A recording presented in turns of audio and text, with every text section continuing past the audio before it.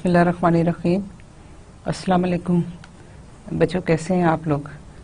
पिछले lectures I hope कि आपको काफ़ी हद तक समझ आ गए होंगे। हमने पिछली दफ़ा मैट्रिसेस के हवाले से कुछ थोड़ा सा पढ़ा था और वो तो आपने पहले भी क्योंकि पढ़ा हुआ है और बहुत सिंपल है, इसलिए आई होप कि आपको कोई प्रॉब्लम नहीं हुई होगी। उसी के हवाले से हम कुछ थोड़ी सी डेफिनेशंस मज़ीद पढ़ेंगे और फिर हम उसके बाद सिस्टम ऑफ लीनियर इक्वेशन की सोल्यूशन की बात करेंगे। सिस्टम ऑफ लीनियर इक्वेशन में क्योंकि मैट्रिसेस यूज़ होती हैं, इसलिए इनके मुतालिक जो है थोड़ी बहुत इंफॉर्मेशन आपको मैं रिवाइज कराना चाहती हूँ ताकि आप उसको आसानी से मेथड्स को समझ सको। तो हम जो थे हम पहुँचे हुए थे कुछ मैट्रिसेस की डेफिनेशंस के हवाले से। अब इसके अलावा यहाँ पे क्या डेफिनेशन है कि if all the elements above the diagonal are zero.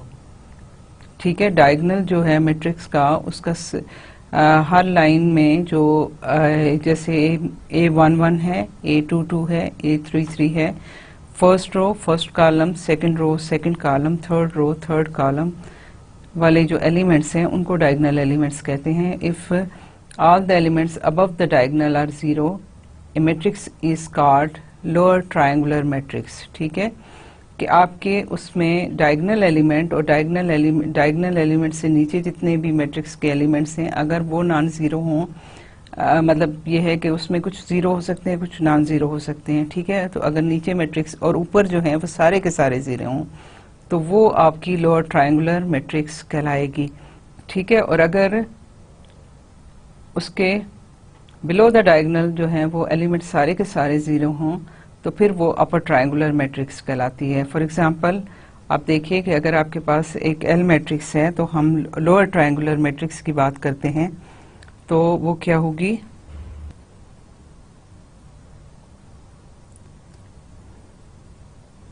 Lower triangular matrix कौन सी है, जिसमें आपके डायगोनल से ऊपर जो है वो एलिमेंट वो सारे के सारे ज़ीरो हों। फर्ज करें यहाँ पे एक एलिमेंट है A11 है और यहाँ पे A21 है। अगर 3×3 की मैट्रिक्स में ले लूँ तो ये ज़ीरो हो सकता है, कोई मसला नहीं है, लेकिन इसका सेकंड एलिमेंट फर्स्ट रो का और थर्ड एलिमेंट जो है ये ज़ीरो होंगे। यहाँ पे ये एलिमेंट जो है आपका डायगोनल में A22 नॉन ज़ीरो है, ये ज़ीरो होगा। यहाँ पे A32 है और A33। ठीक है, बेशक ये एलिमेंट एक इसका जो है वो ज़ीरो है, लेकिन इससे ये डायगोनल एलिमेंट हैं और ये उसके लोअर एलिमेंट हैं, ये नॉन ज़ीरो हैं, तो ये आपकी लोअर ट्रायंगुलर मैट्रिक्स कहलाएगी। इसी तरह से लेट अस से मैं 4×4 की मैट्रिक्स ले लूँ तो मेरे पास क्या है कि A11 नॉन ज़ीरो होगा, ये ज़ीरो है, ये ज़ीरो है, ये भी ज़ीरो है। इसके अलावा A12, A13, A14, ठीक है, और A22 आपका नॉन ज़ीरो है, A23 आपका नॉन ज़ीरो है, A24 आपका नॉन ज़ीरो है। इसी तरह से ये आपके पास ज़ीरो होगा, A33 नॉन ज़ीरो होगा, ये ज़ीरो हो सकता है, और ये और देन A44।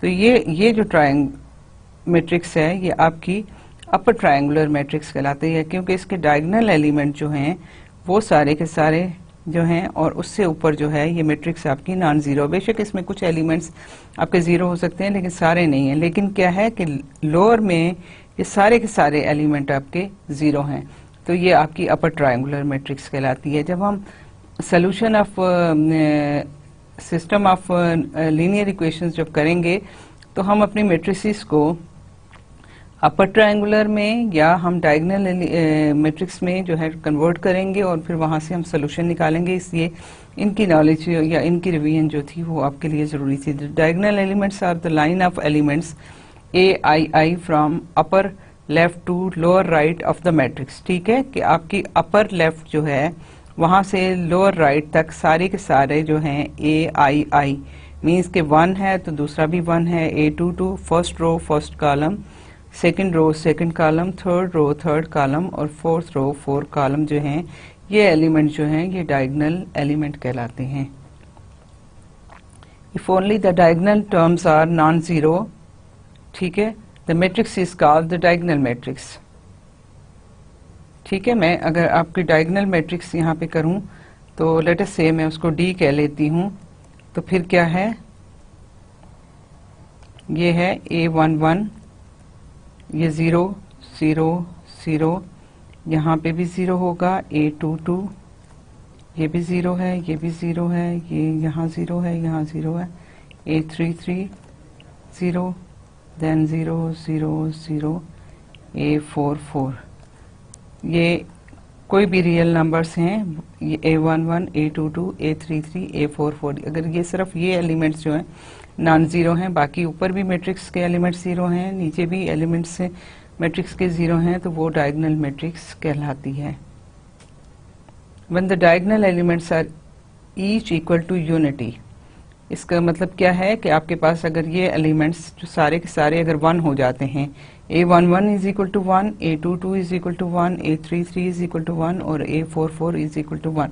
अगर ये तमाम एलिमेंट्स जो हैं इक्वल टू 1 हो जाते हैं और ये बाकी सारे 0 हैं, तो वो आपकी जो मैट्रिक्स है that is will be called as the unit matrix. ठीक है, equal to unity while all of diagonal elements are 0, the matrix is said to be identity matrix या यूनिट मैट्रिक्स कहलाती है। ये identity means 1 matrix of order n। यहाँ पे जो मैंने मैट्रिक्स आपको बताई वो 4x4 की है, तो इसका ऑर्डर जो है वो दैट इज 4।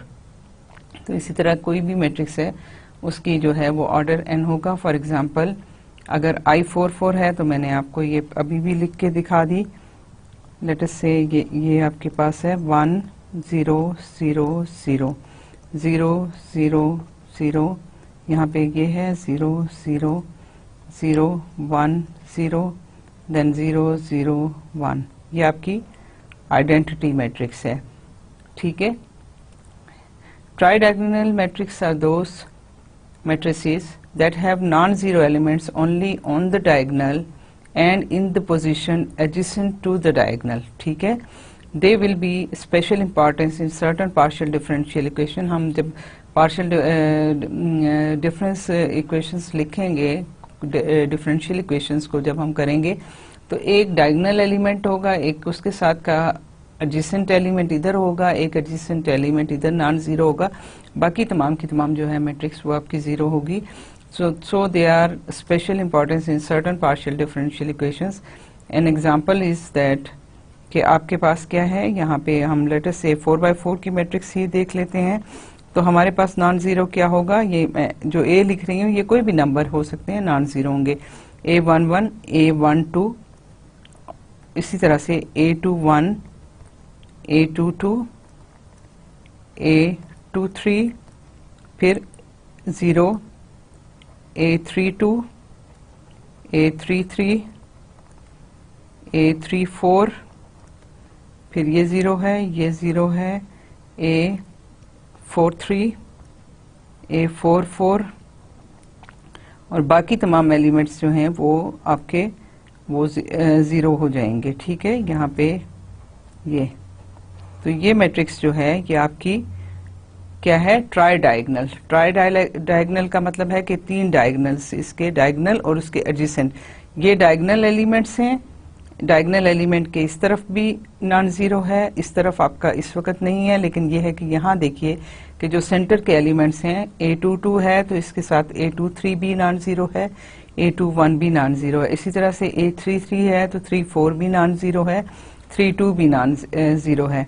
और फिर यहाँ पे 4 है, डायगोनल एलिमेंट है, तो इसके क्योंकि इससे आगे एलिमेंट्स हमारे पास है नहीं, तो यहाँ से इसका जो लेफ्ट एलिमेंट है वो नॉन जीरो है। अगर इसका एलिमेंट होता तो ऑब्वियसली वो भी नॉन जीरो। तो अगर n बाई n की मैट्रिक्स है तो सिर्फ फर्स्ट रो और फिर लास्ट रो जो है उसमें आपके पास 2 एलिमेंट्स होंगे, बाकी हर रो में आपके पास 3 एलिमेंट्स नॉन जीरो होंगे, एक डायगोनल और डायगोनल के एडजेसेंट 2 एलिमेंट। तो ये जो है मैट्रिसेस ये ट्राई डायगोनल मैट्रिसेस कहलाती हैं।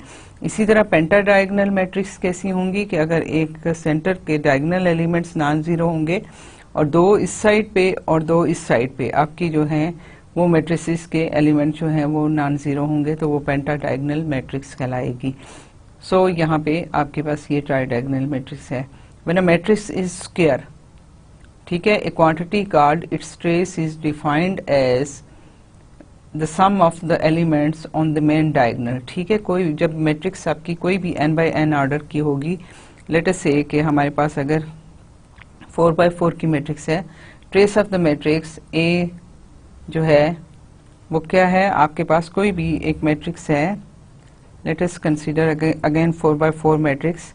तो आपके पास A11, A12, A13, A14, A21, A22, 23, 24, इसी तरह से A31, A32, A33, A34, then fourth row जो है A41, A42, A43 and A44। अगर आपके पास ये कोई मैट्रिक्स है तो इसकी जो ट्रेस होगा उसको हम लिखेंगे TR ऑफ मैट्रिक्स A।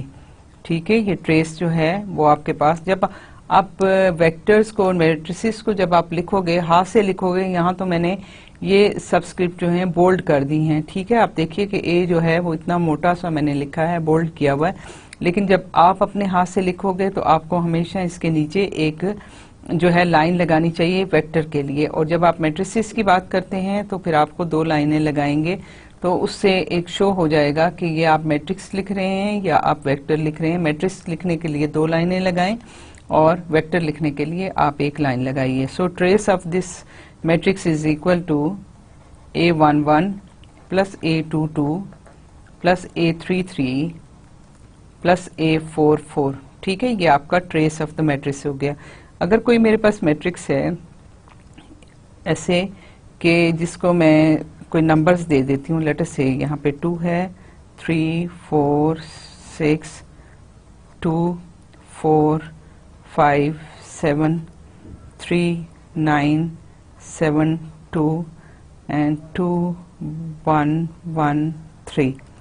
ये मैट्रिक्स है मेरे पास, तो इसका ट्रेस क्या होगा? ट्रेस ऑफ मैट्रिक्स A जो है वो आपके पास है 2 plus 4 plus 7 plus 3, this is equal to 3, 7, 10, 10 और 4, 14 और 16। तो ये आपका इस इक्वेशन का ट्रेस जो है ये हो गया। और अगर ये मेरे पास ऐसे है कि यहाँ पे ये -4 है, यहाँ पे -7 है, -2 है, यहाँ पे -1 है, तो इसका ट्रेस क्या होगा? ये A डैश मैट्रिक्स कह दूं इसको, तो trace of A dash matrix जो है वो आपके पास आ जाएगा 2 प्लस -4 प्लस -7 प्लस 3। तो ये आपके पास आ जाता है 2 -4 -7 प्लस 3। तो ये आपके पास आ जाएगा 7 और 4 -11 में से आपके पास ये गया तो 8 आ गया, -8 और -6। ठीक है, तो आपके पास जो है वो 6 हो गया। ठीक है, और विद नेगेटिव साइन, तो ट्रेस इसका जो है वो -6 हो जाएगा। सो इस तरह से हम जो है वो ट्रेस जो है कैलकुलेट कर सकते हैं। ये भी ट्रेस मैट्रिसेस के ये जो है बहुत ज़्यादा इम्पॉर्टेंट है आपकी फ्लूइड मैकेनिक्स में, इंजीनियरिंग में। सो ट्रेस के जो है इस तरीके से कैलकुलेट किया जाता है। All the elements of the null matrix are 0। ठीक है, कोई भी मैट्रिक्स है आपके पास A है तो इसके तमाम के तमाम एलिमेंट्स जो हैं वो 0 होंगे। मैं 4x4 मैट्रिक्स, क्योंकि आसान है, बहुत बड़ी मैट्रिक्स हम नहीं लिखते, सो तमाम एलिमेंट्स इस मैट्रिक्स के जो हैं ये इस मैट्रिक्स को हम नल मैट्रिक्स कहते हैं। ठीक है, और इसको अगर आप देखें तो ये 0 और इसके डबल इस तरह से कि 0 मैट्रिक्स भी इस तरह से भी लिखी जाती है।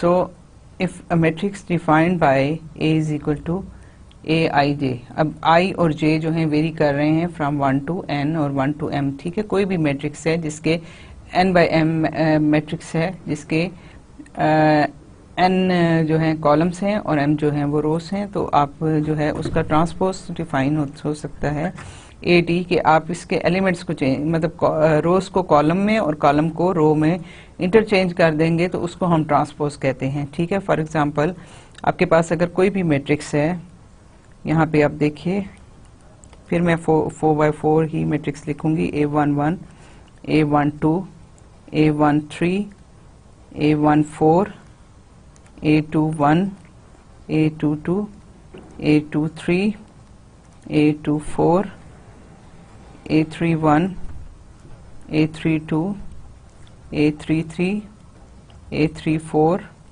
and A41, A42, A43, A44। ये आपके पास मैट्रिक्स है, ठीक है। इसमें मैंने आपको जैसे पहले बताया था कि पहला सबस्क्रिप्ट जो है उसकी रो को शो कर रहा है। फर्स्ट रो के एलिमेंट का पहला सबस्क्रिप्ट जो है 1 है और सेकंड रो के फर्स्ट एलिमेंट जो है वो 2 है। इसी तरह से सेकंड जो सबस्क्रिप्ट है वो उसके कॉलम को शो कर रहा है। सो पहले कॉलम में सेकंड जो है सबस्क्रिप्ट है वो 1 है, सेकंड कॉलम में सेकंड सबस्क्रिप्ट जो है वो 2 है। इसी तरह से थर्ड कॉलम में सेकंड सबस्क्रिप्ट जो है वो 3 है। इस मैट्रिक्स का जब हम ट्रांसपोज कैलकुलेट करते हैं तो वो क्या है, ए और ट्रांसपोज इसका ऊपर सुपरस्क्रिप्ट लिखा जाता है। ट्रांसपोज को कुछ भी अगर आप टी लिखते हैं तो थोड़ा अंडरस्टूड होता है क्योंकि सब बुक्स में ऐसे ही लिखा होता है, लेकिन अगर टी के अलावा आप कोई और सिंबल लगाना चाहें तो फिर आपको वो डिफाइन करना पड़ेगा कि इसका मतलब आपने इसका ट्रांसपोज लिया है, ठीक है। तो ए की जो है सुपरस्क्रिप्ट ट्रांसपोज में, तो ये इसका ट्रांसपोज है। और ट्रांसपोज में क्या है कि आपकी रोज जो हैं कॉलम में चेंज हो जाएंगी और कॉलम्स जो हैं उसकी रो में चेंज हो जाएंगे। सो हमारे पास ये क्या होगा, A11, A12, A13, A14, ठीक है। और फिर इसी तरह से आपकी जो सेकंड रो है वो सेकंड कॉलम में ट्रांसफॉर्म हो जाएगी। तो A21, A22, A23, A24। फिर इसी तरह से थर्ड रो थर्ड कॉलम में ट्रांसफॉर्म होगी तो A31, A32, A33, A34। Then आपके पास है ए फोर्थ रो जो है 41, A42, A43 एंड A44। तो ये आपकी मैट्रिक्स का ए का ट्रांसपोज जो है वो इस तरह से, तो इट मीन्स कि आपने पहली रो को पहला कॉलम बना दिया, सेकंड रो को सेकंड कॉलम बना दिया, थर्ड रो को थर्ड कॉलम और फोर्थ रो को फोर्थ कॉलम बना दिया। सो आपकी जो है वो मैट्रिक्स ए का ट्रांसपोज जो है वो इस तरीके से आप डिफाइन करते हो।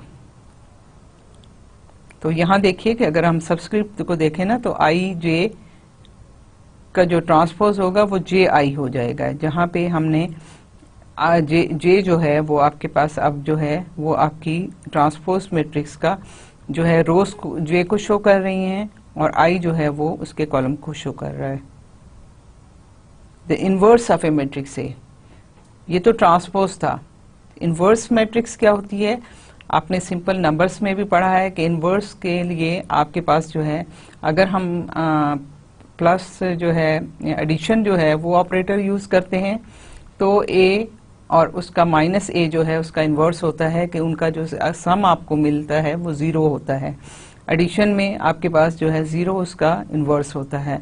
और अगर आप मल्टीप्लाई कर रहे होते हैं नंबर्स को तो उसका अगर ए नंबर है तो उसका इन्वर्स जो होगा 1/a होगा और उसका जो प्रोडक्ट होगा वो आपको 1 मिलेगा। सो आइडेंटिटी एलिमेंट जो है वो मल्टीप्लिकेशन ऑपरेटर्स में 1 होती है, एडिशन में वो 0 होती है। इसी तरह से मैट्रिसेस में भी उनके इन्वर्स होते हैं और इन्वर्स से आपकी जो है मैट्रिसेस का जो है वो आइडेंटिटी मैट्रिक्स आपको मिलती है।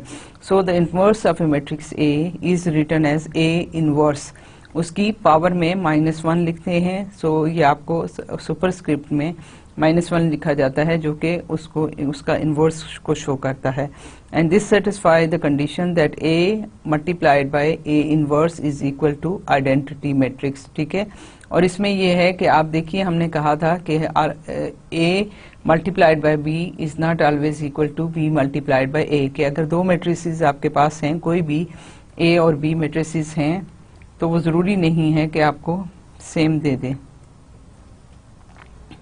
ए और बी अगर दो मैट्रिसेस हैं तो they are not equal always equal to be matrix multiplied by a matrix, ठीक है। लेकिन क्या है कि इन्वर्स अगर एग्जिस्ट करता है तो फिर क्या है कि आपके ए और ए इन्वर्स जो है वो ए इन्वर्स ए भी ले लें तब भी फर्क नहीं पड़ेगा और that will give you an identity matrix. Identity matrix का क्या मतलब है कि उसके डायगोनल एलिमेंट्स जो हैं वो 1 होंगे, बाकी तमाम एलिमेंट्स जो हैं वो 0 होंगे। So this is the inverse of a matrix A, the matrix that has ortho normal columns, ठीक है।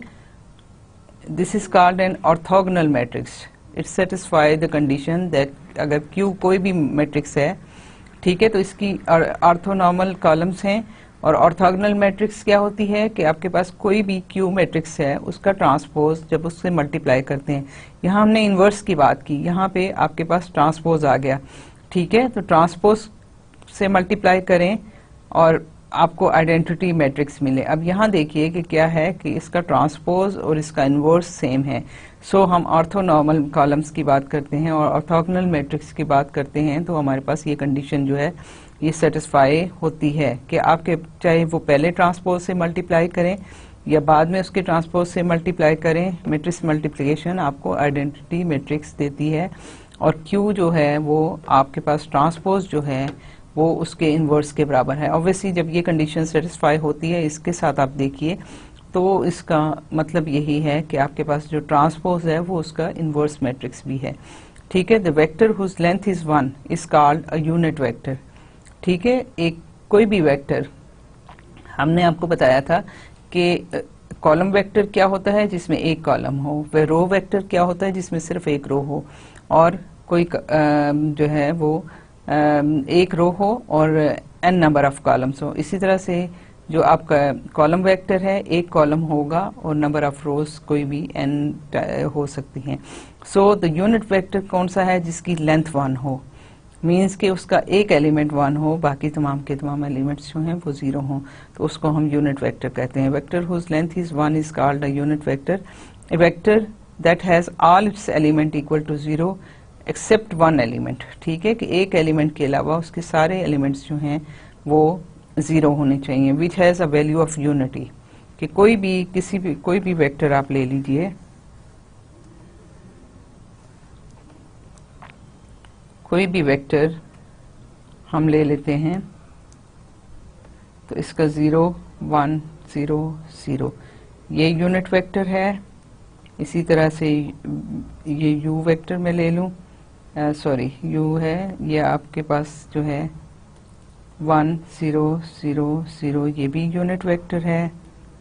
और इसी तरह से अगर मैं डब्ल्यू ले लूं तो ये जो है रो वेक्टर है, लेकिन इसमें भी ये यूनिट वेक्टर है, ठीक है। तो ये आपके पास इस तरह के जो वेक्टर्स हैं वो आपको यूनिट वेक्टर कहलाते हैं कि सिर्फ एक एलिमेंट उसका नॉन जीरो हो, 1 हो, और बाकी सारे के सारे 0 हों।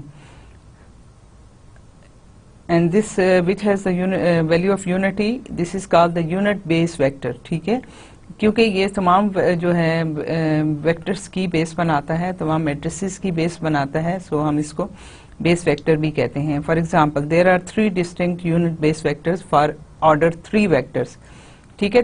3 वेक्टर्स अगर हैं आपकी ऑर्डर 3 है वेक्टर्स का, तो उसके 3 होंगे। किस तरह से होंगे कि आपके पास अगर u एक है वेक्टर, तो उसका फर्स्ट एलिमेंट 1 है, यूनिटी है, और बाकी 0 है।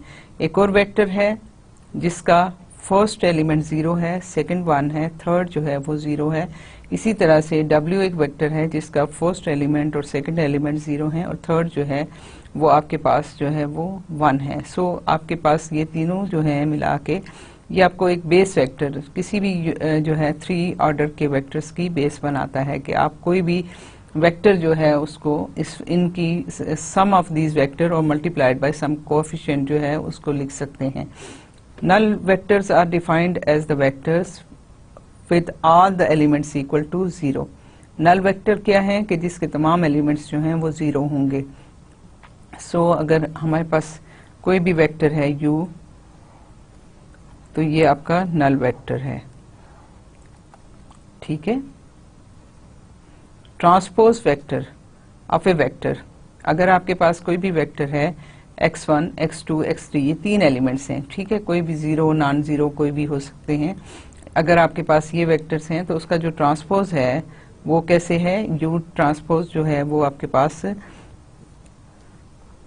जैसे हमने कहा था ना हम रो को कॉलम में और कॉलम को रो में ट्रांसफॉर्म करते हैं, इसी तरह से इसको हम कॉलम है तो कॉलम को हम रो में ट्रांसफॉर्म कर देंगे, तो ये उसका वेक्टर का ट्रांसपोज होगा। और अगर कोई आपके पास से v वेक्टर है जो कि ट्रांसपोज है, फर्ज करें 1 0 है, तो इसका ट्रांसपोज क्या होगा 0 1 0। तो इस तरह से हम इसका ट्रांसपोज कैलकुलेट कर सकते हैं। सिग्मा नोटेशन ये बहुत इम्पॉर्टेंट है क्योंकि हम सिस्टम ऑफ लीनियर इक्वेशंस को करने जा रहे हैं। हमें कोई पता नहीं है कि उसमें कितने अननोन्स हैं, कितनी इक्वेशंस हैं।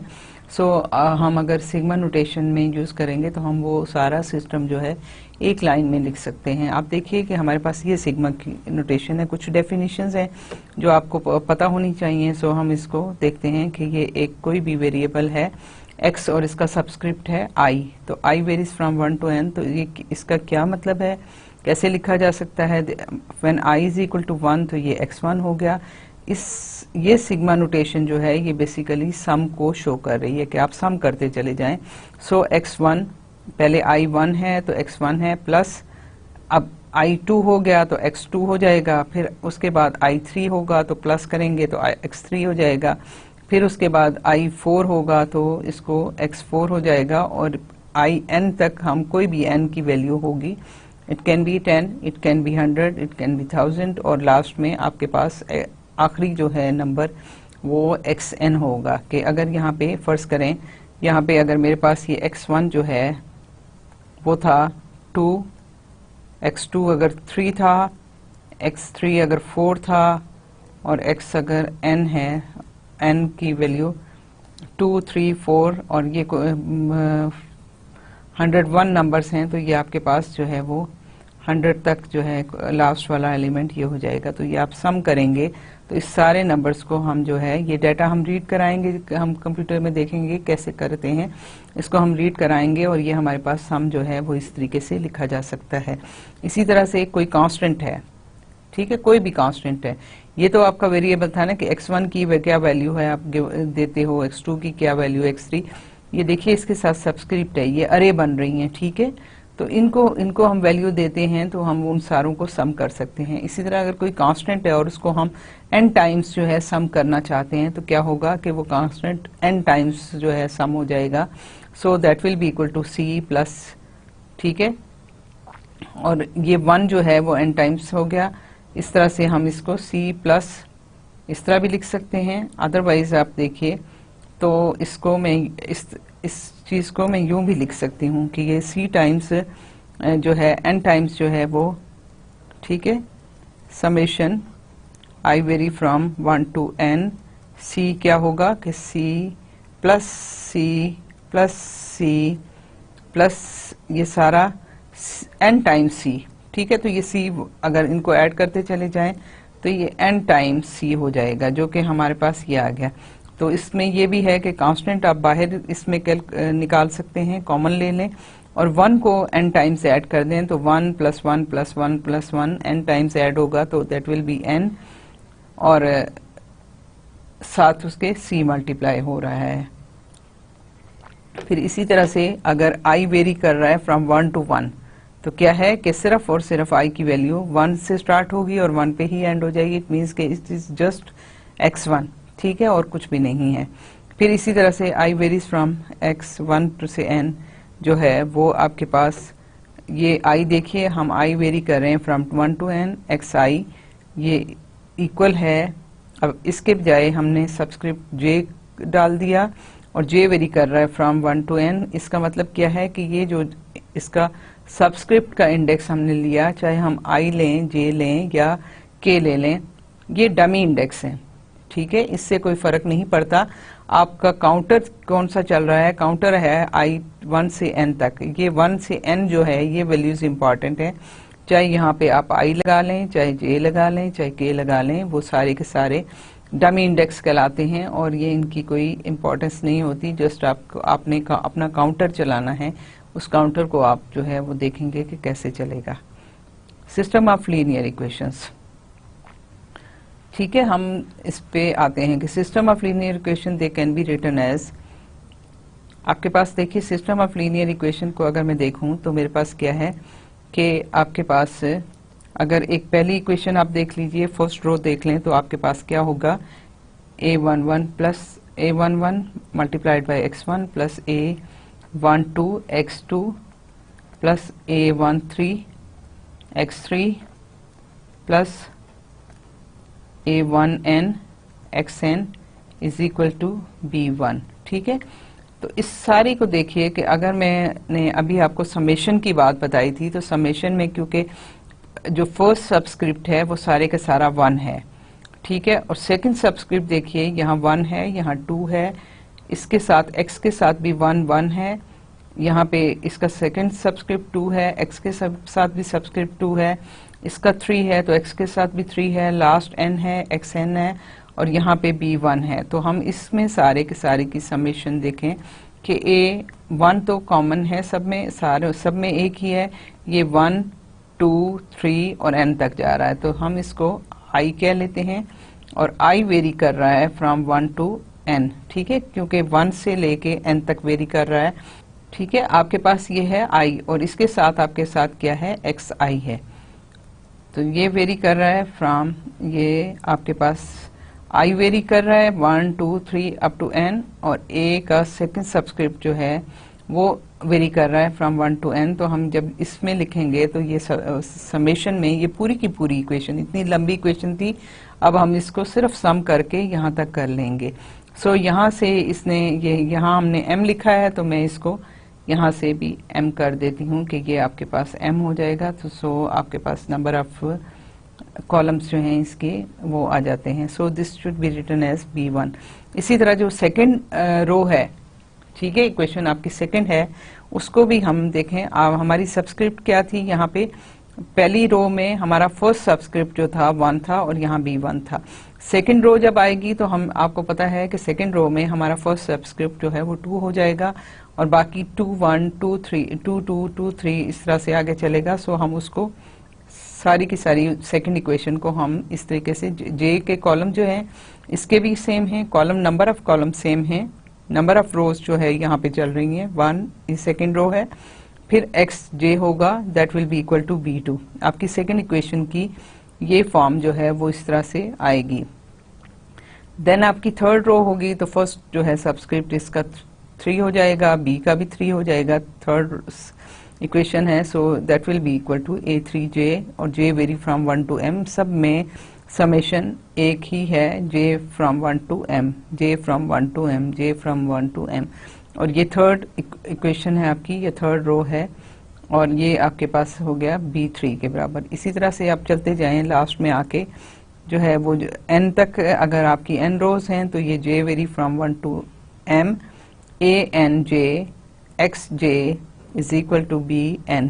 तो ये आपकी सारी की सारी रोज जो हैं सिस्टम ऑफ एन इक्वेशंस जो है वो सारी की सारी मूव करके इस समेशन की फॉर्म में जस्ट आपने ऐसे लिख ली।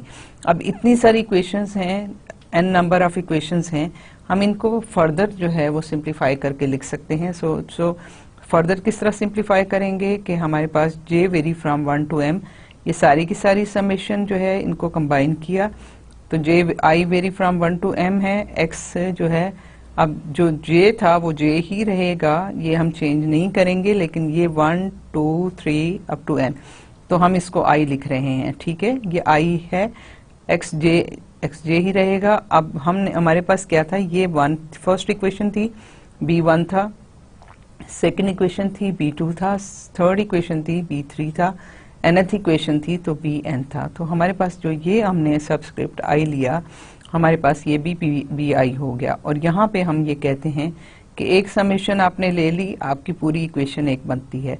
और उसके बाद क्या है कि i वेरी कर रहा है फ्रॉम 1 2 3 अप टू n, कि फर्स्ट टाइम हम क्या करेंगे कि हम i की वैल्यू 1 ले लेंगे और ये समेशन जो है वो पूरी इसको ओपन करेंगे, फिर i2 ले लेंगे और पूरी समेशन को ओपन करेंगे, सेकंड इक्वेशन आ जाएगी, i3 ले लेंगे, पूरी समेशन को जब ओपन करेंगे तो आपके पास थर्ड इक्वेशन आ जाएगी। सो हम ये सारी नंबर ऑफ n इक्वेशंस को हम इस तरीके से एक स्टेटमेंट में, एक जो है छोटी सी लाइन में, हम पूरी की पूरी सिस्टम की इक्वेशंस को हम लिख सकते हैं। प्रोडक्ट नोटेशन कैसे होती है, अभी तो हम समेशन की बात कर रहे थे। प्रोडक्ट नोटेशन को हम, ये जो है ये पाई के, तो इस तरह से ये सिंबल जो है इस सिंबल से हम शो करते हैं।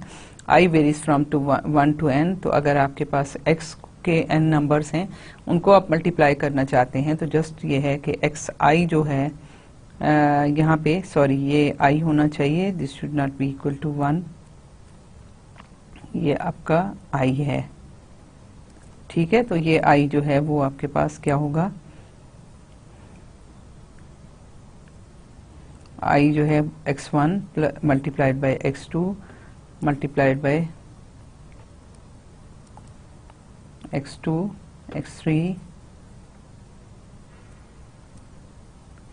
और इसी तरह से ये जो है आपके लास्ट एलिमेंट जो है वो xn हो जाएगा, ठीक है। ये आपका जो है प्रोडक्ट जो है नोटेशन जो है वो ये है। समेशन की नोटेशन तो आपने देखी थी ना कि ये वाली थी, ठीक है, ये समेशन की है और प्रोडक्ट की आपके पास ये है। सो हम जो है इसको इस तरीके से मल्टीप्लाई कर सकते हैं। अब हम आते हैं पहले मेथड की तरफ कि हमें सिस्टम ऑफ n इक्वेशंस को किस तरीके से सॉल्व करने हैं। उसके लिए पहला मेथड जो है वो आप देखिए, आप जो बाय हैंड लीनियर अलजेब्रा में मैट्रिसेस को सॉल्व करते थे, हमें जो भी आसान लगता है हम उसको एलिमिनेट कर देते हैं, ठीक है। आपके पास इक्वेशंस हैं, कोई भी नंबर की इक्वेशंस हैं, आप देखते हैं जहां आपकी मल्टीप्लिकेशन आपको आसान नजर आती है, आप उनको मल्टीप्लाई एंड डिवाइड करके अपने जो है वेरिएबल कोएफिशिएंट्स को, डिफरेंट कोएफिशिएंट्स को इक्वल करके और जब एलिमिनेट करते हैं तो आप उन इक्वेशंस को रिड्यूस करते चले जाते हैं और फिर वहां से किसी भी x1 x2 x3 की किसी तरतीब से भी, किसी तरीके से भी आप उनकी वैल्यूज कैलकुलेट करते हैं। अब हम देखते हैं कि हम इसको कंप्यूटर पे कैसे करेंगे। कंप्यूटर पे उतने रैंडम तरीके से हम नहीं कर सकते, कंप्यूटर पे हमें कोई सिस्टमैटिक तरीका करना होगा। सो गॉसियन एलिमिनेशन मेथड को हम कंप्यूटर पे किस तरह इम्प्लीमेंट करेंगे, उसके लिए क्या है, this is the first method usually presented in algebra for the solution of the set of equations in which the unknowns are found by elimination method, ठीक है। हम एलिमिनेट करते हैं जिस तरह हम लीनियर अलजेब्रा में करते रहे हैं, तो हमने एलिमिनेट करके करना है। It's called the Gaussian elimination, ठीक है। गॉसियन एलिमिनेशन ये कब कहलाता है, if a particular systematic scheme attributed to Gauss, ठीक है, साइंटिस्ट था, मैथमेटिशियन था, is used in the elimination process, कि अगर हम ये एलिमिनेशन मेथड से तो हमने बहुत किया लीनियर अलजेब्रा में, लेकिन गॉसियन एलिमिनेशन मेथड क्या है कि जब हम बड़े सिस्टमैटिक तरीके से इसको करें, क्योंकि सिस्टमैटिक तरीके से करेंगे तो तब हम उसकी प्रोग्रामिंग कर सकते हैं, रैंडम तरीके से करेंगे तो हमारे लिए उसकी प्रोग्रामिंग नामुमकिन हो जाएगी। और हम जब करते हैं, जाहिर है कि अगर आपके पास 3x3 का सिस्टम है, 3 इक्वेशंस का सिस्टम है, या 4 इक्वेशंस का सिस्टम है, या शायद 5 तक भी हम थोड़ा बहुत कोशिश करके उसको सॉल्व कर लेते हैं, लेकिन जब आपके पास नंबर ऑफ इक्वेशंस बढ़ जाती हैं तो ये बहुत मुश्किल हो जाता है। सो हमें कंप्यूटर की हेल्प लेनी पड़ती है, और कंप्यूटर की हेल्प लेने के लिए हम चाहते हैं, जिस तरह अभी हमने आपको बताया कि समेशन में हम नंबर ऑफ n इक्वेशंस को सिंगल एक टर्म्स में लिख सकते हैं, इसी तरह से हम कंप्यूटर में चाहेंगे कि हम ये सारे का सारा सिस्टम जो है सिर्फ एक टर्म में एक प्रोग्राम करके, एक लूप बना के उसको सॉल्व कर लें। तो उसके लिए जो सिस्टमैटिक तरीके से करेंगे तो that method is known as the Gaussian elimination method, ठीक है, कि उसको एक पर्टिकुलर सिस्टमैटिक स्कीम से करेंगे। This method is the basic pattern of a large number of methods, ठीक है, that are classified as direct method, क्योंकि इसमें इटरेशन नहीं इन्वॉल्व होती, हम जो कैलकुलेट करते चले जाते हैं नंबर्स को, तो वो आपके पास जो है वो मतलब उसमें हम बाद में करेंगे। तो आइटरेटिव मेथड आप जब करेंगे तो आपको आइडिया होगा कि डायरेक्ट मेथड का क्या मतलब है। सो ये मेथड जो है ये डायरेक्ट मेथड कहलाते हैं। Using Gauss method set of n equations in n unknowns, ठीक है, is reduced to an equivalent triangular set, ठीक है। अभी मैंने आपको ट्रायंगुलर मैट्रिसेस की बात बताई थी, इसीलिए बताई थी कि हमने इक्वेशंस को, सिस्टम ऑफ इक्वेशंस को रिड्यूस करना है ट्रायंगुलर सेट ऑफ इक्वेशंस में, और फिर उसके बाद उसको हमने बैकवर्ड सब्स्टिट्यूशन करके तो हमने उसको, उसके जो वेरिएबल्स हैं उनकी वैल्यू कैलकुलेट करनी है। हम इसकी अपर ट्रायंगुलर मैट्रिक्स में ट्रांसफॉर्म करेंगे, या अपर ट्रायंगुलर सेट में, सेट ऑफ इक्वेशंस में ट्रांसफॉर्म करेंगे, और फिर उसके बाद हम जो है बैकवर्ड सब्स्टिट्यूशन करेंगे कि हमारे पास लास्ट जो इक्वेशन आएगी वो सिर्फ xn का कोएफिशिएंट होगा, that will be equal to जो हमारे पास राइट हैंड साइड पे 20 थे वो b ट्रांसफॉर्म हो चुका होगा। सो वहां से हमारे पास xn की वैल्यू आएगी, वो हम उससे सेकंड लास्ट इक्वेशन में सब्स्टिट्यूट करेंगे और वहां से xn माइनस 1 की वैल्यू कैलकुलेट करेंगे। उसके बाद सेकंड जो थर्ड लास्ट होगी वो उसमें हम xn और xn माइनस 1 की वैल्यू सब्स्टिट्यूट करेंगे और हम xn माइनस 2 की वैल्यू कैलकुलेट करेंगे। सो इस तरीके से हम इसमें हमारा काम होगा। Gaussian elimination method, this is accomplished in the following manner. Consider an example. हमारे पास है सिस्टम ऑफ जो है 4 इक्वेशंस हम ले रहे हैं, ठीक है। यहाँ पे आपको आसानी के लिए एक एग्जांपल मैं बताती हूँ, फिर उसके बाद हम उसको प्रॉपर मेथड की तरफ आएंगे। तो let us consider first equation, that is x1 plus x2 plus 3x4 is equal to 4। ये गैप मैंने इसलिए लिखा है क्योंकि इसमें x3 का भी एक एलिमेंट था, तो मैंने उसके लिए वहाँ जगह छोड़ी है। सो ये पहली इक्वेशन है। सेकेंड इक्वेशन क्या है, 2x1 plus x2 minus x3 plus x4 is equal to 1। इसी तरह से थर्ड इक्वेशन है 3x1 minus x2 minus x3 plus 2x4 is equal to minus 3। और फोर्थ इक्वेशन है minus x1 plus 2x2 plus 3x3 minus x4 is equal to 4। इस equation को जब हम सॉल्व करना चाहते हैं गॉसियन एलिमिनेशन मेथड से, तो हम क्या करेंगे कि हमने कहा कि एक सिस्टमैटिक प्रोसीजर हम बनाएंगे। तो यहाँ पे पहला तो ये होता है कि हम एक पिवट इक्वेशन लेते हैं। जब हमारे पास सारी की सारी इक्वेशंस मौजूद हैं तो फर्स्ट कॉलम जो है हम उसकी तरफ हमारी तवज्जो होगी पहले स्टेप में। उसमें क्या है कि हम देखेंगे कि हमारा सबसे जो लार्जेस्ट नंबर है, जैसे 3 है, इसका कोएफिशिएंट 3 है, तो ये सबसे इनमें से लार्जेस्ट नंबर है। सो मैं इस पूरी की पूरी इक्वेशन को फर्स्ट इक्वेशन के तौर पे यहाँ पे इसको शिफ्ट कर दूंगी और पहली इक्वेशन मेरी ये हो जाएगी। आपको पता है कि इक्वेशंस का ऑर्डर चेंज करने से कोई इक्वेशंस पे सोल्यूशन पे फर्क नहीं पड़ता, और इसी तरह से हम मतलब ये हमारी जो है वो इसमें हम ऊपर ले जा सकते हैं। तो ये इक्वेशन हमारी पिवट इक्वेशन कहलाएगी और ये जो है ये एलिमेंट जो है ये पिवट एलिमेंट कहलाएगा। अभी मैं इस चीज को नहीं देख रही, ठीक है, मैं जस्ट आपको मेथड बताना चाह रही हूँ कि गॉसियन एलिमिनेशन मेथड क्या है। सो मैंने थोड़ा सा अपनी तौर पे, क्योंकि मैं इसको बाय हैंड कैलकुलेट करूंगी तो मैंने इसको ज्यादा आसान इसलिए रखा कि मैं इसको अभी पिवटिंग नहीं कर रही, लेकिन बाद में आपको पार्शियल पिवटिंग के सिर्फ रो इंटरचेंज करने का या फुल पिवटिंग जिसमें कॉलम भी इंटरचेंज कर सकते हैं, तो वो भी थोड़ा सा आपको बताऊंगी। लेकिन फिलहाल हम इसी को गॉसियन एलिमिनेशन मेथड को देखना चाह रहे हैं। हम ये करेंगे कि हम पहली इक्वेशन को एज इट इज रखेंगे, सेकंड इक्वेशन को के जो फर्स्ट कॉलम है सेकंड इक्वेशन का, थर्ड का और फोर्थ का हम उसको एलिमिनेट करेंगे। उसके लिए हमने क्या करना है कि हमने पहली इक्वेशंस जो है वो इस तरह से रखी कि यहाँ पे x1 प्लस x2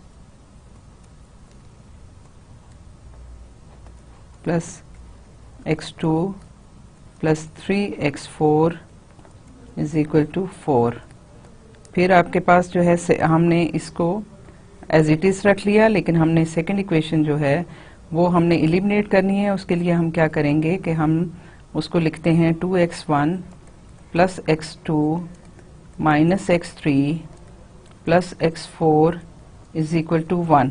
और पहली इक्वेशन को हम मल्टीप्लाई करते हैं इसी के कोएफिशिएंट से और इनमें से हम सब्ट्रैक्ट करेंगे। सो हम पहली इक्वेशन को जब 2 से मल्टीप्लाई करेंगे तो हमारे पास आ जाएगा 2x1 plus 2x2 plus 6x4 is equal to 8। और जब हम इसमें सब्ट्रैक्ट करेंगे तो हमारे पास क्या आएगा, minus minus minus and minus. तो ये पहला कैंसिल आउट हो गया और यहाँ से आपके पास माइनस x2, ठीक है, minus x3 minus 5x4 is equal to minus 7। तो आपकी जो सेकंड इक्वेशन है वो ट्रांसफॉर्म हो गई माइनस x2 में minus x3 minus 5x4 is equal to minus 7। ये आपकी सेकंड इक्वेशन के हमने ये एलिमिनेट कर दिया। अब जब इसको एलिमिनेट करना है तो इसमें हम ये लिखते हैं 3x1 minus x2 minus x3 plus 2x4 is equal to minus 3। और फर्स्ट इक्वेशन को हम इसके 3 से मल्टीप्लाई करते हैं, क्योंकि हमने ये एलिमिनेट करना चाह रहे हैं तो हम 3 से मल्टीप्लाई कर देते हैं। पूरी की पूरी इक्वेशन को, तो ये आ जाएगी 3x1 plus 3x2 plus 9x4 is equal to 12।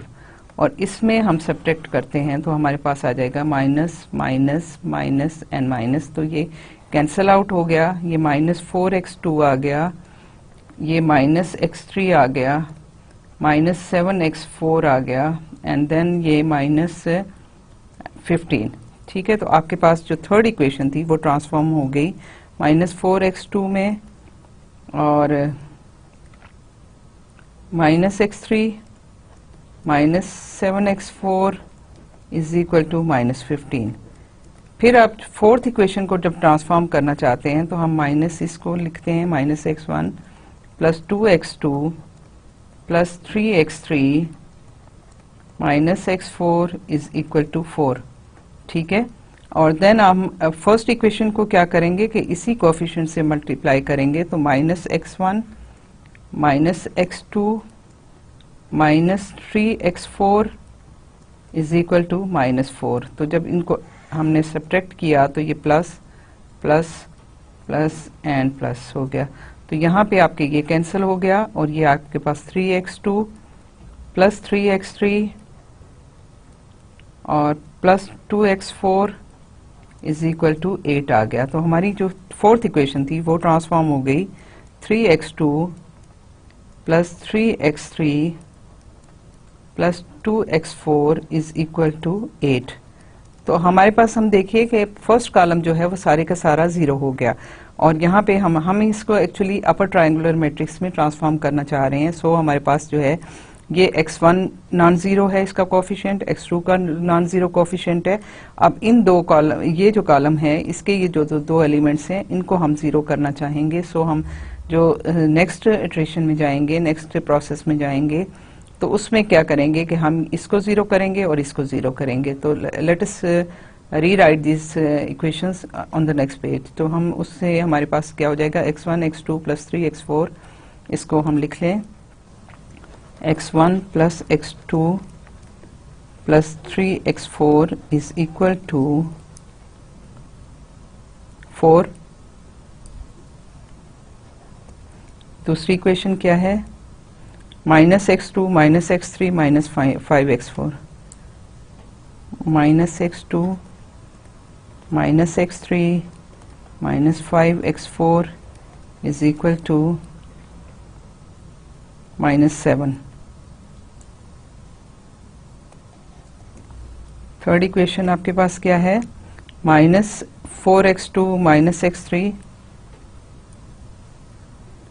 Minus 4x2 minus x3 minus 7x4 is equal to minus 15। फिर उसके बाद है लास्ट इक्वेशन है 3x2 3x3 2x4 plus 3x2 plus 3x3 plus 2x4 is equal to 8। अब हमने क्या करना है, फिर अगेन हम अपना करेंगे। अब पहली इक्वेशन को छोड़ दीजिए, हमने ये कॉलम नॉन जीरो रखना है, बाकी ये जो हैं ये जीरो करने हैं। सो हम क्या करेंगे कि ये इक्वेशन एज इट इज रहने देंगे और इन इक्वेशंस को एलिमिनेट करना चाहते हैं। सो हम पहले थर्ड इक्वेशन को लिखते हैं रफ वर्क के तौर पे, minus x2 minus 4x2 minus x3 minus 7x4 is equal to minus 15, और सेकंड इक्वेशन को हम मल्टीप्लाई करते हैं इस 4 से। ठीक है, जब हम इस 4 से मल्टीप्लाई करेंगे तो हमारे पास क्या आ जाएगा, minus 4x2 minus 4x3 minus 20x4 is equal to minus 28। ठीक है, और इसको हम सब्ट्रैक्ट करेंगे तो ये क्या होगा, प्लस प्लस, ये प्लस है ये भी प्लस है, तो ये कैंसिल आउट हो गया, और आपके पास ये क्या आ गया 3x3, और ये आपके पास आ गया plus 13x4 is equal to 28 minus 15 कितने होते हैं, 13। ठीक है, तो आपके पास ये आ गया जो है। अब हम इसको नेक्स्ट हमारे पास क्या आएगा, x1 plus x2 plus 3x4 is equal to 4। हमने सेकेंड इक्वेशन को एज इट इज रहने दिया, x2 minus x3 minus 5x4 is equal to -7। फिर आपकी जो थर्ड इक्वेशन है वो ट्रांसफॉर्म हुई 3x3 plus 13x4 is equal to 13। ठीक है, और फिर हमने क्या किया कि हमने अपनी इस इक्वेशन को अब एलिमिनेट करना है। इसका फर्स्ट जो है ये एलिमेंट, इसको एलिमिनेट करना है, तो ये है 3x2 plus 3x3 plus 2x4 is equal to 8। और हम क्या करेंगे, सेकेंड इक्वेशन को, क्योंकि इसमें क्या है आपका 3 है, तो इसको हम वही कोएफिशिएंट लेंगे, सब्ट्रैक्ट करेंगे ताकि ये एलिमिनेट हो जाए। सो हम इसको -3 से मल्टीप्लाई कर रहे हैं। तो जो सेकेंड इक्वेशन है -3 से मल्टीप्लाई करेंगे तो 3x2 plus 3x3 plus 15x4 is equal to 21। जब इसको हमने किया और यहाँ से सब्ट्रैक्ट किया तो हमारे पास क्या आया, ये कैंसिल आउट हो गया, ये भी कैंसिल आउट हो गया। आपके पास आ गया -13x4 इज इक्वल टू, यहाँ से कैंसिल किया तो ये -13 आ गया। सो आपके पास जो लास्ट इक्वेशन आई वो क्या आई, -13x4 इज इक्वल टू -13। ठीक है, तो अब आप देखिए कि क्या है, ये ऑटोमेटिकली एक स्टेप आपको आपका बच गया, अदरवाइज एक स्टेप आपको और करना पड़ता, लेकिन आपके पास ये डायगोनल एलिमेंट्स आ गए और डायगोनल से ऊपर, तो ये आपकी अपर ट्रायंगुलर मैट्रिक्स में ट्रांसफॉर्म हो गई। अब इस इक्वेशन में हम क्या करेंगे कि लास्ट इक्वेशन आप देखिए कि इसमें आपके पास सिर्फ x4 है, इसका कोएफिशिएंट -13 और ये -13 के इक्वल है। सो यहाँ से हम क्या करते हैं, क्या हम कंक्लूड करते हैं कि आपके पास x4 इज इक्वल टू -13, और ये आप -13 से दोनों साइड पे डिवाइड कर दें तो आपके पास आ जाएगा -13 that is equal to 1। Means कि आपके पास x4 इज इक्वल टू 1, ये आंसर आ गया। ठीक है, ये x4 की वैल्यू आई। अब हमने बैकवर्ड सब्स्टिट्यूशन कैसे करनी है कि सेकंड लास्ट इक्वेशन आप देखिए, इसमें आप x4 की वैल्यू सब्स्टिट्यूट कर कीजिए तो आपके पास क्या आएगा, यहाँ से आपके पास आ जाएगा 3x3 प्लस x4 क्या है, 1 है, तो ये 13 हो जाएगा, this will be equal to 13। So आपके पास यहाँ से 3x3, यहाँ से हम इसको 13 को इस साइड पे लेके जाते हैं तो ये प्लस है, ये माइनस हो जाएगा, that will be 13 minus 13 is equal to 0। तो यहाँ से आपके पास क्या आप कंक्लूड करते हो कि आपके पास x3 जो है वो 0 आ जाता है। ठीक है, फिर आप यहाँ पे आप x4 की वैल्यू भी आ गई, x3 की आ गई, थर्ड लास्ट में या सेकेंड इक्वेशन में, क्योंकि 4 हैं तो थर्ड लास्ट इक्वेशन में आप जाइए तो आपके पास है -x2 माइनस x3 की वैल्यू मैं सब्स्टिट्यूट कर देती हूँ, 0 हो गई, -5 और x4 की वैल्यू 1 है तो मैं 5 वो वैल्यू सब्स्टिट्यूट कर देती हूँ, दिस इज -7। तो यहाँ से आपके पास आ जाता है -x2 और ये क्या है, ये 0 हो गया, ये -5 है तो इस साइड पे मैं लेके आऊंगी तो ये होगा -7 प्लस 5, तो दिस इज इक्वल टू -2। यहाँ से आपके पास -x2 इज इक्वल टू -2, तो यहाँ से आपके पास आ जाता है x2 इज इक्वल टू 2। ठीक है, और फिर आप फर्स्ट इक्वेशन पे आइए, आपके पास x1 ये है, x2 की वैल्यू क्या है, मैं ये सब्स्टिट्यूट कर देती हूँ, 2 प्लस 3x4, x4 1 है तो 1 इज इक्वल टू 4। यहाँ से आपके पास आ जाएगा x2 प्लस 2 प्लस 3 5, और इस साइड पे आएगा तो -5 हो जाएगा, 4 माइनस 5 इज इक्वल टू -1। तो यहाँ से आपके पास x1 है, ये है x1 इज इक्वल टू -1। सो आपके पास जो है ये सोल्यूशन आपके पास आ गया। अगर वेक्टर फॉर्म में आप इसको लिखना चाहें तो ये आपके पास जो है x1 x2 x3 x4, तो x1 है -1, x2 है 2, x3 है 0 और x4 है 1। ये आपके पास जो है सोल्यूशन आ गया। इनको आप अगर अपनी बेसिक इक्वेशन में लेके जाएं, जो पहले हमने इक्वेशन लिखी -1 2 0 1, तो ये है -1 2 0 1 ये आपके पास सोल्यूशन है।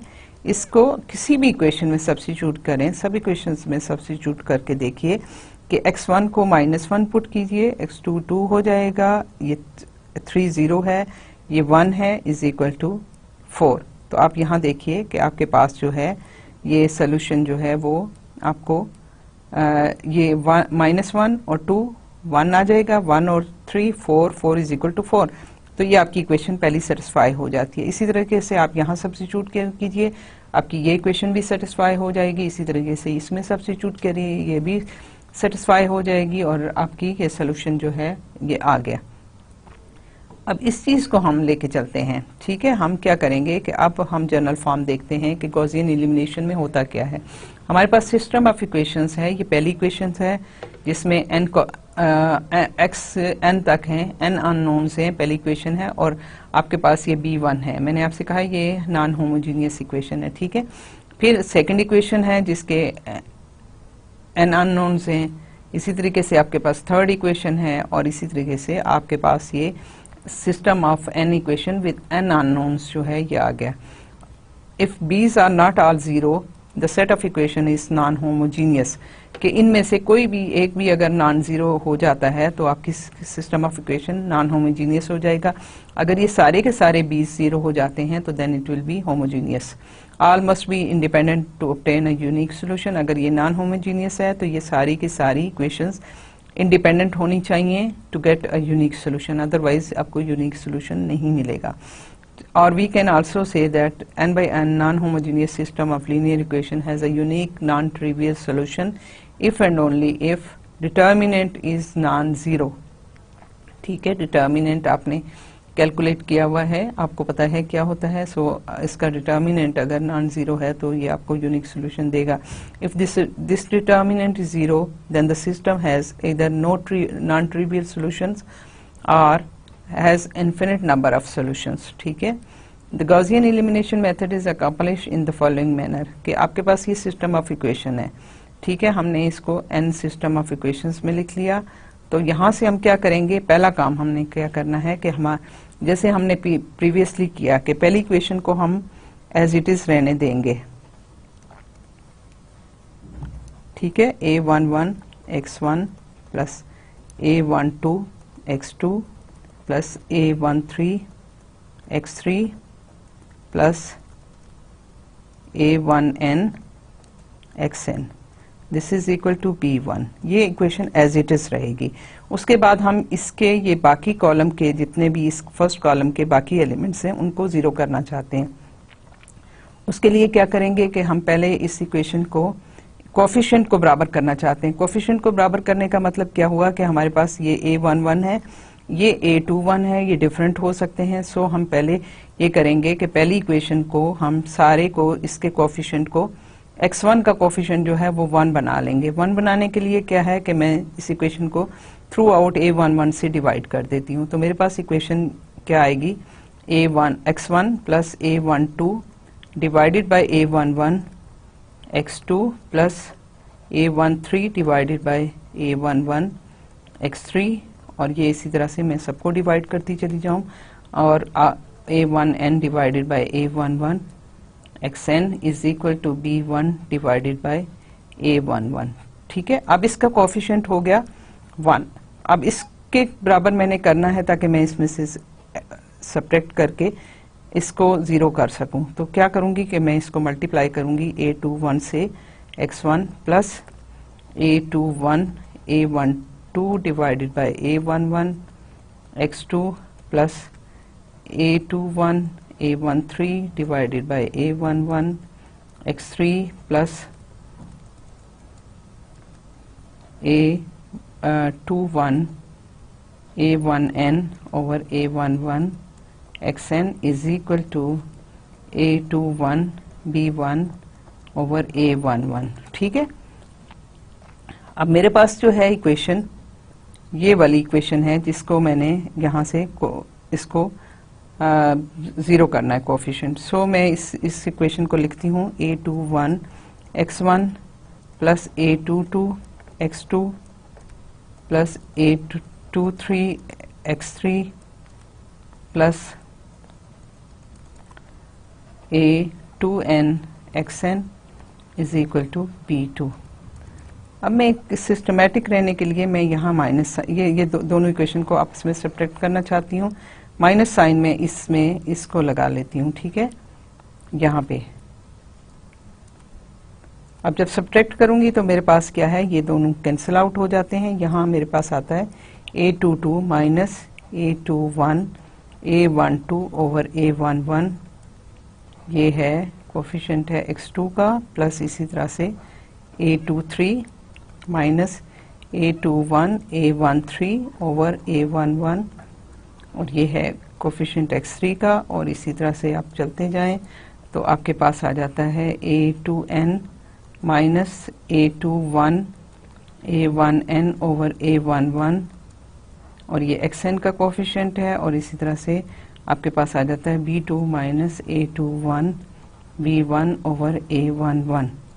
ठीक है, अब इसको क्या है, मैं ऐसे करती हूँ फिलहाल, क्योंकि ये सारा मैं लिखूँ यहाँ तो बहुत लंबा हो जाएगा, मैं इसको कह देती हूँ ये सारे का सारा लेट्स से इसको मैं, क्योंकि ये सेकंड रो सेकंड कॉलम का है, तो मैं इसको A22 डैश कह देती हूँ, this is equal to this thing. इसी तरह से इसको मैं कह देती हूँ A23 डैश, और इसको मैं कह देती हूँ B2 डैश। तो मेरे पास ये ट्रांसफॉर्म हो जाएगा, ये नंबर चेंज हो गए हैं, ठीक है। तो इसी तरह से मेरे पास ये आ जाएगा A22 dash x2 plus A23 dash x3 plus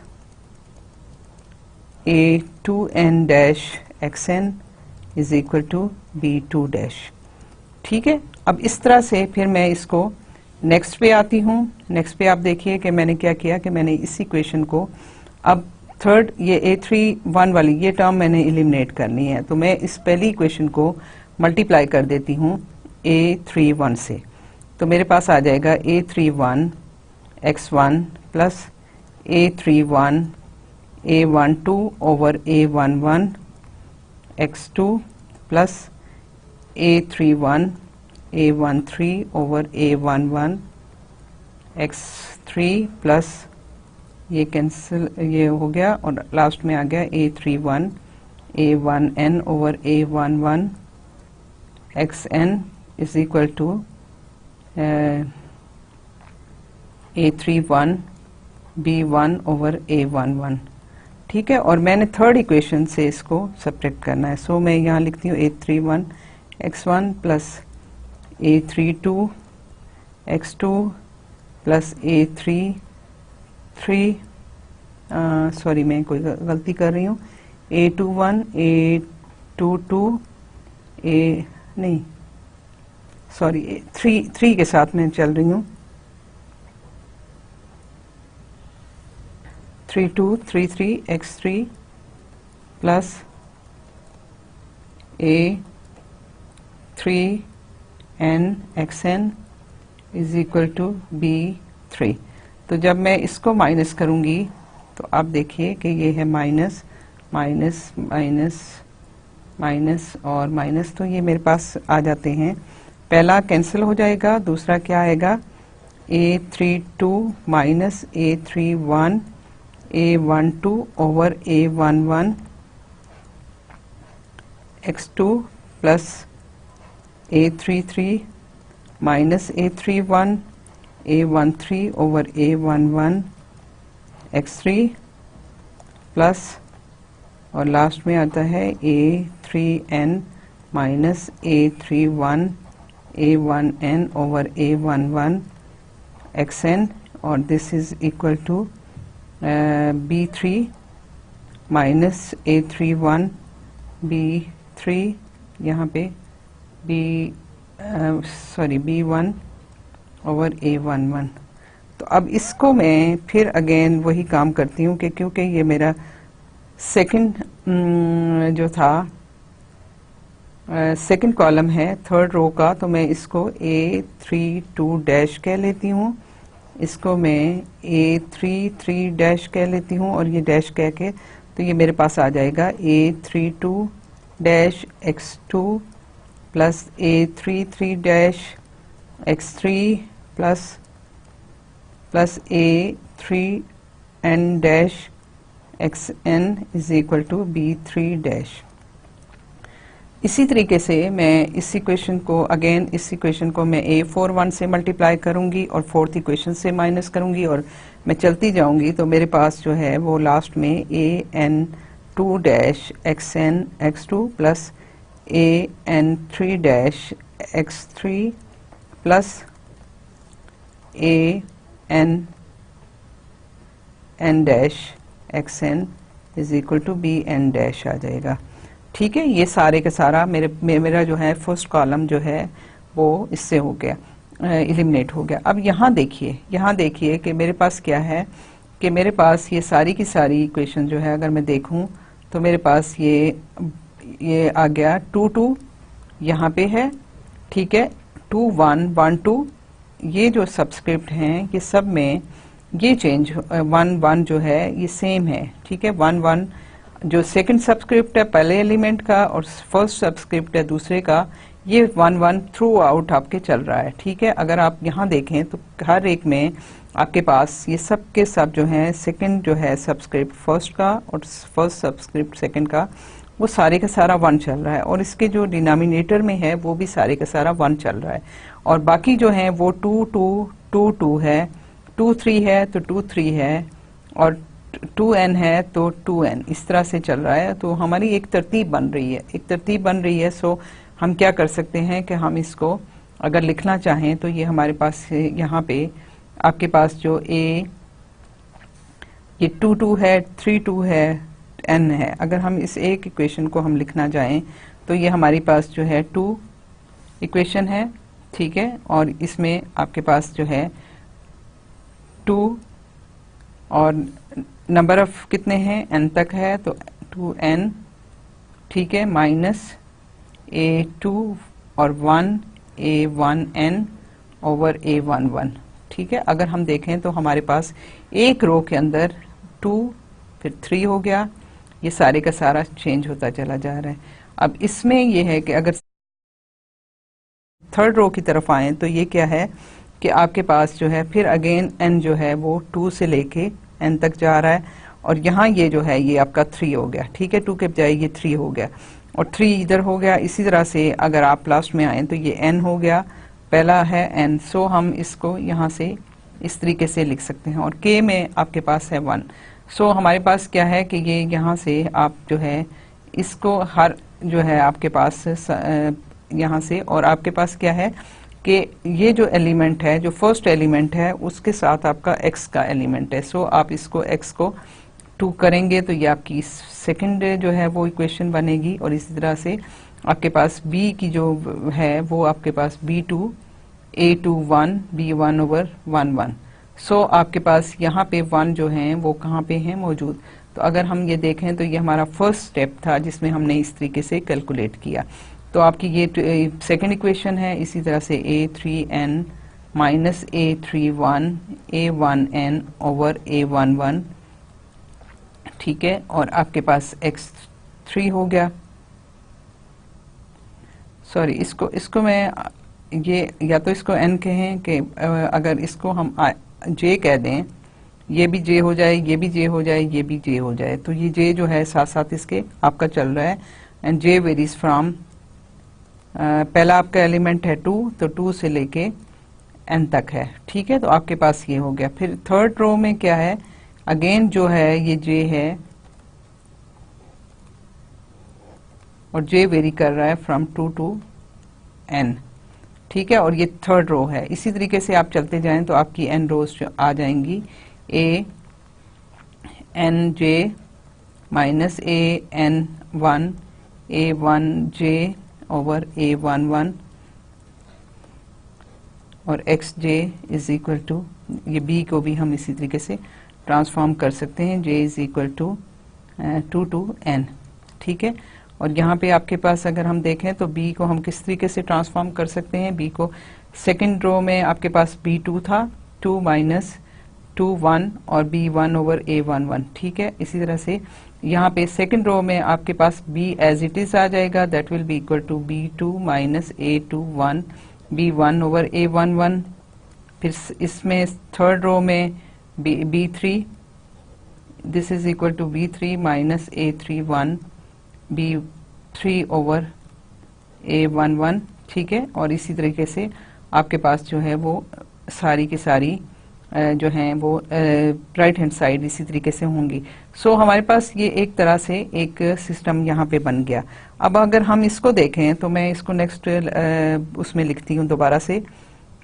ये हमारे पास एक सिस्टम आ गया, ठीक है, हमने उसको देख लिया। अब हमने क्या करना है, हमने इसको रिटेन करना है, इस इक्वेशन को एज इट इज, और ये वाले हमने एलिमिनेट करने हैं, सेकंड कॉलम के ये वाले सारे के सारे एलिमिनेट करने हैं। उसके लिए फिर हम क्या करेंगे, अगेन उसी तरीके से हम लिखेंगे कि हम अपने जो है हमारे पास A11 वाली एज इट इज रहेगी, x1 plus A12 x2 plus A13 x3 plus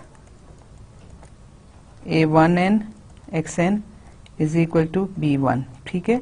फिर हमारे पास सेकंड आ गई A22 dash x2 plus A23 dash x3 plus A2n dash xn is equal to B2, और ये बाकी सारी इस तरह। लेकिन हमने इसको भी अब रखा, और रफ वर्क में क्या है कि इसको हमने, क्योंकि इन कोफिशिएंट्स को हमने एलिमिनेट करना है, सो पहले इसका कोफिशिएंट A22 हम जो है ये हम डिवाइड करके थ्रू आउट ये कोफिशिएंट हम 1 बनाना चाहते हैं। जब ये 1 बनाएंगे तो ये क्या इक्वेशन कैसे हो जाएगी, ये हो जाएगी A23 dash over A22 dash x3 plus यहाँ से A2n dash over A22 dash xn is equal to B2 dash over A22 dash. ये आपकी इक्वेशन है। अब इसमें क्या करेंगे कि हम थर्ड इक्वेशन का जो कोफिशिएंट है इसको मल्टीप्लाई करेंगे, तो ये आपके पास आ जाएगा A32 dash x2 plus A32 dash A23 dash A22 dash x3 plus A32 dash A2n dash over A22 dash xn is equal to A32 dash B dash over A22 dash. और इसमें से इसको हम जो है इस इक्वेशन थर्ड इक्वेशन में से इसको सब्ट्रैक्ट करेंगे, जो कि है E32 dash x2 plus A33 dash x3 plus A3n dash xn is equal to B3 dash. तो जब इसको हम सब्ट्रैक्ट करेंगे तो ये माइनस साइंस में ट्रांसफॉर्म हो जाएगा, ये कैंसिल आउट हो गया, और ये आपके पास आ गया A33 dash minus A32 dash A23 dash over A22 dash, coefficient है x3 का, और प्लस इसी तरह से चलते जाएं, और ये आ जाएगा A3n dash minus A32 dash A2n dash over A22 dash, और ये कोफिशिएंट है xn का। This is equal to B3 dash minus A32 dash B2 dash over A22 dash, ठीक है। तो ये आपके पास जो है इस तरीके से। अब यहाँ पे आप चेक कीजिए तो हमारे पास हम इसको अब फिर ये दोबारा से कोफिशिएंट चेंज हो गए, तो मैं इसको कह देती हूँ A33 डैश इसी डबल डैश, क्योंकि ये चेंज हो गया तो हम इसको एक और डिफाइन कर देते हैं। इसको मैं डिफाइन कर लेती हूँ A3n डबल डैश, और इसको मैं B3 डबल डैश। तो मेरे पास ये कोफिशिएंट 0 हो गया, और यहाँ पे मेरे पास आ जाता है A33 double dash x3 plus A3n double dash xn is equal to B3 double dash. ये आपके पास डैश था, और इसी तरीके से ये सारी की सारी जो है ये आपका पूरे का पूरा बाकी जो कॉलम है यहाँ पे बाकी सारे कोफिशिएंट 0 हो गए सेकंड कॉलम के, और थर्ड जो है वो आपकी इक्वेशन जो है इस तरीके से ट्रांसफॉर्म होती चली गई। तो इसमें अब आप चेक कीजिए कि पिछले इक्वेशन में हमारे पास जो डिनोमिनेटर में था वो 1 1 था, ठीक है, अब इसमें आपके पास क्या है कि आपके पास डिनोमिनेटर सब में 2 2 है और आपके जो यहाँ पे फर्स्ट एलिमेंट का सेकंड सबस्क्रिप्ट है और सेकंड एलिमेंट का जो फर्स्ट सबस्क्रिप्ट है वो भी 2 है। ठीक है, और उसके बाद ये सारे के सारा ये 2 ही चलता जाएगा। तो अगर हम इसको सब्सक्रिप्ट करना चाहें जैसे हमने पहले किया तो आपकी सारी की सारी जो इक्वेशन है वो ट्रांसफॉर्म होके यहाँ पे ये ट्रांसफॉर्म सारी की सारी इक्वेशन जो है डबल प्राइम्स में जो है वो ट्रांसफॉर्म हो गई। ठीक है, तो इसी तरीके से फिर अब इसको हम करेंगे, इसको सब डिवाइड करेंगे और फिर ये चलते जाएंगे। तो ये आपके जो प्राइम हैं ये फिर 3 प्राइम्स यहाँ से आगे आ जाएंगे और आपके लास्ट में जो है ये बगैर प्राइम के फर्स्ट इक्वेशन थी, सेकंड इक्वेशन में 1 प्राइम था, थर्ड में 2 प्राइम्स थे, तो लास्ट में आके आपके पास जो है इक्वेशन वो ट्रांसफॉर्म हो जाएगी जो कि n-1 के साथ होगी। और हमारे पास जो कोफिशिएंट हैं अगर आप उनको देखें तो वो आपकी ये अब आपकी सारी अपर ट्रायंगुलर मैट्रिक्स में ट्रांसफॉर्म हो गई। यहाँ पे आपके पास xn का कोफिशिएंट जब आप निकालेंगे तो bn n-1 प्राइम्स हैं यहाँ पे डिवाइडेड बाय a प्राइम जो है वो उससे आप n-1 प्राइम से डिवाइड करेंगे तो आपके पास xn की वैल्यू आ जाएगी। वो जब आप सब्स्टिट्यूट करेंगे यहाँ पे तो आप xn-1 की वैल्यू फाइंड आउट कर सकेंगे और इसी तरह से आप बैकवर्ड सब्स्टिट्यूशन में आप लास्ट में x1 की वैल्यू कैलकुलेट कर सकते हैं। सो आपके पास जो है ये ट्रायंगुलर में ट्रांसफॉर्म हो गई। अगर हम इनको देखें तो हमारे पास जो है सारी की सारी वैल्यूज जो हैं वो ट्रांसफॉर्म हो गई। तो यहाँ अगर आप सब्सक्रिप्ट की बात करें तो आप देखें कि ये पूरी की पूरा जो मेथड है वो ट्रांसफॉर्म होता है, वो आपके पास जो है वो एक सिंगल सब्सक्रिप्ट में ट्रांसफॉर्म हो जाता है। उससे पहले हम थोड़ा सा ये देखते हैं कि हम इसको फर्दर किस तरीके से जो है वो सिंप्लीफाई कर सकते हैं। हमने अभी मैट्रिसेस पढ़ी, सो हम सिस्टम ऑफ इक्वेशन को मैट्रिसेस में लिख सकते हैं और उसके बाद हम जो है उसको और ज़्यादा आसान तरीके से जो है वो सॉल्व कर सकते हैं। So the value then substituted into next to the last equation of triangular set to obtain the x-1। ठीक है, ये आपकी बैकवर्ड सब्स्टिट्यूशन बता रहा है कि किस तरह से होगी। To illustrate this method let us consider another example. इसको आप खुद कीजिएगा कि आपने किस तरह से करनी है। और कंप्यूटर के लिए ये है कि अगर हमारे पास 10 तक भी सिस्टम ऑफ इक्वेशन हो तो हम जो है उसको बड़ी मुश्किल से लेकिन हैंडल कर लेते हैं, लेकिन जो जो नंबर ऑफ इक्वेशंस और नंबर ऑफ अननोन्स बढ़ते चले जाएंगे हमारे लिए इसको हैंडल करना मुश्किल होता जाएगा। So the computer handle fractions in decimal form to a certain limited number of decimal places, introducing round of error in the computer's solution. When only a small number of equations are to be solved, the round of error is small and usually does not substantially affect the accuracy of the result. But if many equations are to be solved simultaneously, the cumulative effect of round of error can introduce relatively large solution errors. For this reason, the number of simultaneous equations which can be satisfactorily solved by Gauss elimination method using 7 to 10 significant digit in arithmetic operation is generally limited to 15 to 20. System of 15 to 20 equation में तो बेहतर रहता है, उससे ज़्यादा हो जाए तो फिर एरर जो है बढ़ने का ज़्यादा अंदेशा होता है। और अगर हमारे पास ज़्यादा कोफिशिएंट नॉन ज़ीरो हों तो ऑब्वियसली हमें सिस्टम नंबर ऑफ इक्वेशंस कम चाहिए, लेकिन अगर हमारी और फिर अगर ज़्यादा आपके कोफिशिएंट नॉन ज़ीरो हों तो हमारी जो मैट्रिसेस हैं वो डेंस मैट्रिसेस कहलाती हैं। अगर कुछ थोड़े से जो कोफिशिएंट हैं वो नॉन ज़ीरो हों, बाकी सारे ज़ीरो हों तो वो जो हैं वो स्पार्स मैट्रिसेस कहलाती हैं। सो स्पार्स मैट्रिसेस हों तो हम नंबर ऑफ जो इक्वेशंस हैं उनको बढ़ा सकते हैं, लेकिन अगर डेंस मैट्रिसेस हों तो हमारी जो है वो नंबर ऑफ इक्वेशंस जो है वो कम हो जाएगी। The number of equation which can be accurately solved also depends to a great extent on the condition of the system of equations.